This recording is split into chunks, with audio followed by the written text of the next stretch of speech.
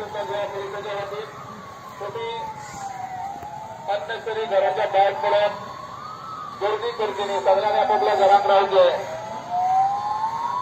so सगळ्यांना request